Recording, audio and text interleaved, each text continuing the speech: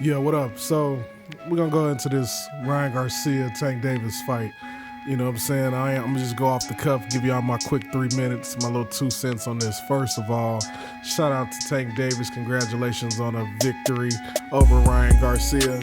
Also, shout out to Tank Davis for being a humble champion and allowing Ryan Garcia to develop more as a fighter and to mature as a fighter and not taking him out the game years ago when Ryan wanted that smoke prematurely.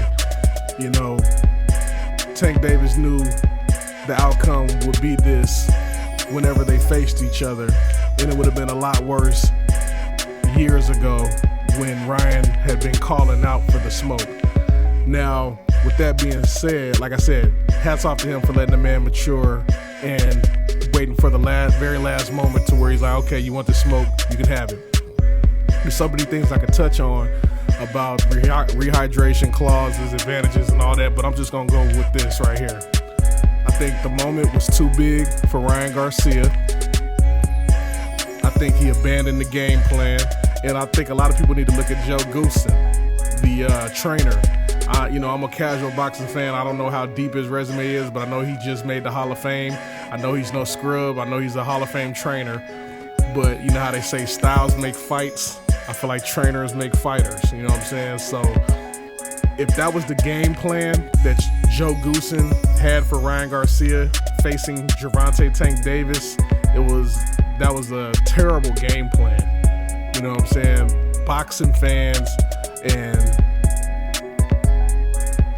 fighters were looking at this like pretty much Ryan squandered his opportunity. I mean, from my eyes, I feel like Ryan fought a decent fight, but you didn't do better than Pitbull Cruz. You did not do better than Rolly Romero. You didn't do better than Hector Garcia. You didn't do better than Leo Santa Cruz.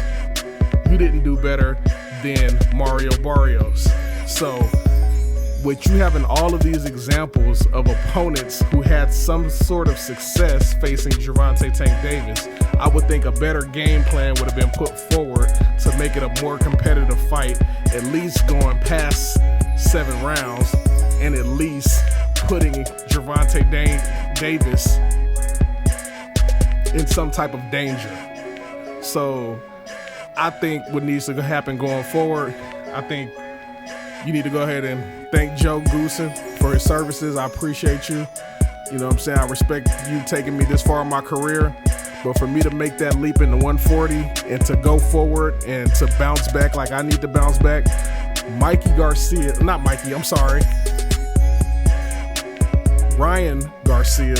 needs Robert Garcia as a trainer. Somebody who's gonna bring that dog out of him. Somebody who's gonna be in the fight with him in the corner, telling him exactly what he needs to do, bringing that energy and keeping that upbeat tempo and getting his fighter prepared for the likes of a Tank Davis or any other dangerous fighter. I feel like Joe Goosen, like I said, I don't want to be unfair to Joe Goosen because I'm not a boxing aficionado, but I feel like he don't have the energy, and he damn sure didn't if that was the game plan he gave Ryan Garcia for this fight, that's not good. So I feel like he needs to retain the services of Robert Garcia and move forward with his career and become that dog. Hopefully he go on a tear like Canelo after losing to Mayweather and just start, and wake up the beast in him. And he just goes on a tear and start getting a lot of victories. Side note, I'd say I kind of feel like Floyd, I'm starting to get sick of seeing Floyd trying to steal the spotlight. You could tell his interaction with Gervonta was really just tolerating him, and Floyd was just up there. I feel like all these grown men conspiring against Ryan Garcia. Floyd, you should have just sat your ass in your seat. You're being a corner man. You're doing all these things. It's like, let the young men fight. You had your time. We've put plenty of money in your pockets for every fight. We supported you. Let this man have his shine. And you could tell that Gervonta Davis is tired of you, man. And it's like he's more in love with the spotlight because Gervonta Davis has done everything but flat out punch him or call him something out of his name in his face to tell him that he ain't messing with him. He don't need it. He don't want the spotlight. He don't want him around like that.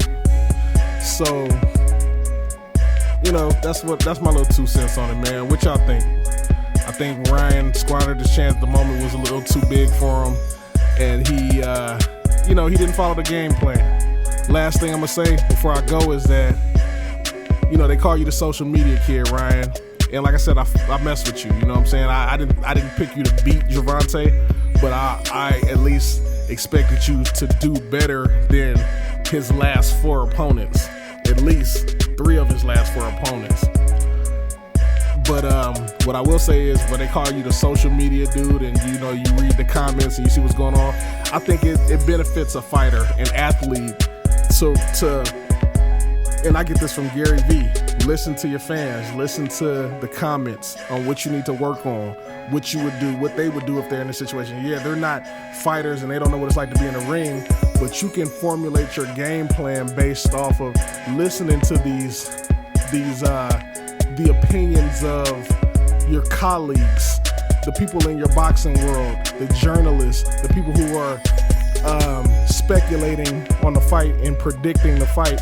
Take heed to that stuff and formulate your game plan, because obviously them being on the outside, I know Floyd says that the fans can't fight for you. You got to fight for yourself. But at the same time, there is something to be gathered from listening to the aficionados and the journalists and the people who cover the sport on your keys to victory. And I think he could have put together a better performance, but like I said, the moment was too big. Again, congratulations to Tank Davis, and that's my time. I'm out.